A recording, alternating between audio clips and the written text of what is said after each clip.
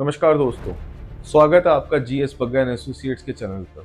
आज हम दो ऐसे गर्म टॉपिक्स को कवर करेंगे जो आपके राइट टू नो और राइट टू प्राइवेसी को सीधे तौर पे छूने वाले। पहला, digital personal data protection DPDP act 2023 का सेक्शन 44(3) जो आरटीआई के 18 साल पुराने पब्लिक इंटरेस्ट सेफगार्ड को खत्म करता है। दूसरा, फाइनेंस बिल 2025 के नए क्लॉजेस जो इनकम टैक्स ऑफिसर्स को आपके encrypted WhatsApp chats, private emails और सोशल मीडिया अकाउंट तक अनलिमिटेड एक्सेस देने की बात करें। आज हम इन दोनों को डिटेल में समझेंगे, क्या है ये लॉज, क्यों कंट्रोवर्शियल हैं और आप इनका कैसे जवाब दे सकते हैं। चलिए पहले सवाल से शुरू करते हैं। डीपीडीपी एक्ट 2023 क्या है और इसका मेन ऑब्जेक्टिव क्या है? Digital personal data protection act 2023 Bharat का पहला डेडिकेटेड डेटा प्राइवेसी लॉ है जिसे अगस्त 2023 में पार्लियामेंट ने पास किया। ये एक्ट आपके पर्सनल डेटा जैसे नाम, मोबाइल नंबर, आधार, पर्सनल रिकॉर्ड्स, फाइनेंशियल रिकॉर्ड्स को प्राइवेट कंपनीज और गवर्नमेंट एजेंसीज के मिसयूज से बचने के लिए बना है। इसके तीन मुख्य उद्देश्य हैं। कंसेंट फ्रेमवर्क, किसी भी कंपनी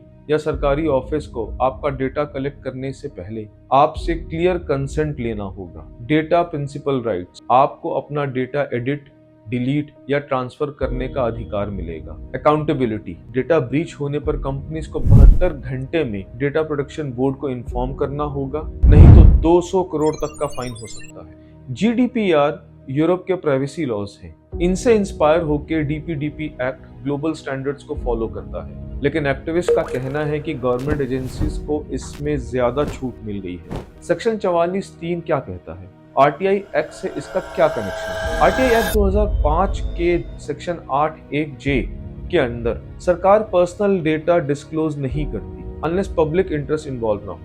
जैसे अगर कोई एमएलए अपने ड्राइवर को 5 लाख सैलरी देता है तो आरटीआई के थ्रू उसके नाम की मांग वैलिड थी क्योंकि ये जनहित में जरूरी है। डीपीडीपी एक्ट के सेक्शन 44(3) इस एक्सेप्शन को खत्म कर देता है।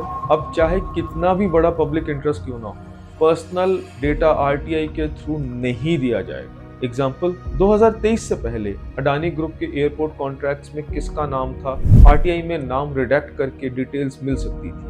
2023 के बाद अब कॉन्ट्रैक्ट होल्डर का नाम भी पर्सनल डेटा है, इसलिए आरटीआई रिप्लाई में can not be disclose under DPDP act इस तरीके का जवाब मिलेगा आपको। यानी आरटीआई का असली मोटिव सरकारी फैसलों में ट्रांसपेरेंसी को ये सेक्शन कमजोर करता है। गवर्नमेंट ने सेक्शन 44(3) क्यों बनाया? क्या लोग आरटीआई का गलत इस्तेमाल कर रहे थे? सरकार का आर्ग्यूमेंट है कि आरटीआई के बहाने लोग दूसरों की पर्सनल डिटेल्स जैसे pan, medical records illegally extract कर लेते थे। एग्जाम्पल, 2022 में गुजरात में एक आरटीआई एक्टिविस्ट ने 200 से ज्यादा लोगों के आधार नंबर्स लीक किए जिनके थ्रू उनकी प्रॉपर्टी डिटेल्स निकाली थी। सरकार के हिसाब से DPDP act in misuse cases को रोकेगा, पर क्रिटिक्स का कहना है कि ये ब्लैंकेट है। सुप्रीम कोर्ट ने 2017 में राइट टू प्राइवेसी को फंडामेंटल राइट बताया है, लेकिन उसमें कहा था कि ट्रांसपेरेंसी और प्राइवेसी में बैलेंस होना चाहिए। सेक्शन 44(3) ये बैलेंस खराब करता है। आरटीआई एक्टिविस्ट और जर्नलिस्ट को इससे कैसे नुकसान होगा? 2021 में मुंबई के कोस्टल रोड प्रोजेक्ट के कॉन्ट्रैक्टर्स का नाम आरटीआई से एक्सपोज किया गया था, जो सरकारी ऑफिसर्स के रिश्तेदार निकले। ऐसे केसेस अब मुश्किल हो जाएंगे। अब जर्नलिज्म पे क्या इम्पैक्ट पड़ेगा? व्यापम स्कैम 2013 में आरटीआई रिक्वेस्ट से 2500 से ज्यादा इम्पर्सोनेटर्स के नाम सामने आए थे। अगर डीपीडीपी एक्ट पहले से होता तो ये स्टोरी कभी भी नहीं आती। एकेडमिक रिसर्च, स्कॉलर्स जो गवर्नमेंट स्कीम्स की इवैल्यूएशन करते हैं उन्हें कास्ट इनकम डेटा नहीं मिलेगा, जिससे पॉलिसी एनालिसिस इफेक्ट होगा।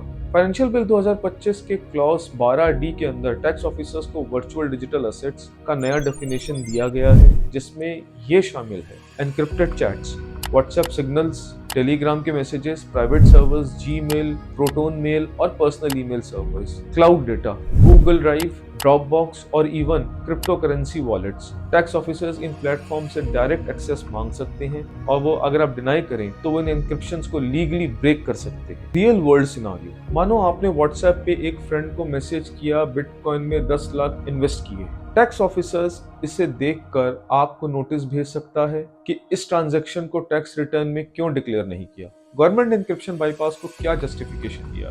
फाइनेंस मिनिस्टर निर्मला सीतारमण ने पार्लियामेंट में एक केस स्टडी पेश की, बेंगलुरु क्रिप्टो केस। एक सीए ने व्हाट्सएप पे क्लाइंट को 200 करोड़ के क्रिप्टो ट्रेड्स की एडवाइस दी थी।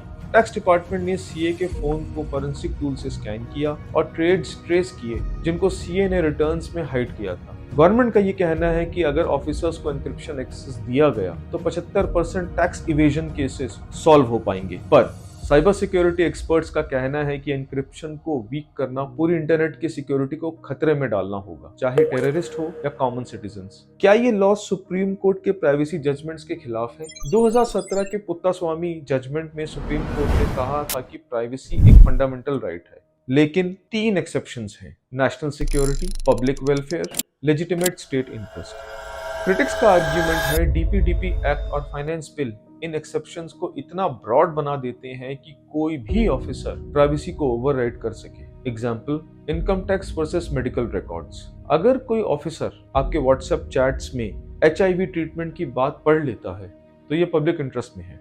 अभी तक सुप्रीम कोर्ट ने इन लॉज को चैलेंज नहीं किया है, लेकिन पिटीशंस आने की उम्मीद है। आम नागरिक अपनी डिजिटल प्राइवेसी को कैसे प्रोटेक्ट करें? सिग्नल्स या प्रोटोन मेल जैसे प्लेटफॉर्म्स यूज करें जो E2E एन्क्रिप्शन प्रोवाइड करते हैं। मेटा डेटा प्रोटेक्शन, वीपीएन और आईपी एड्रेस हाइड करें। स्टेट इंफॉर्मेशन कमीशंस के पास अपील करें अगर पर्सनल डेटा आरटीआई में डिनाई किया गया है। डिजिटल राइट्स ग्रुप्स जैसे इंटरनेट फ्रीडम फाउंडेशन के कैंपेन्स ज्वाइन करें।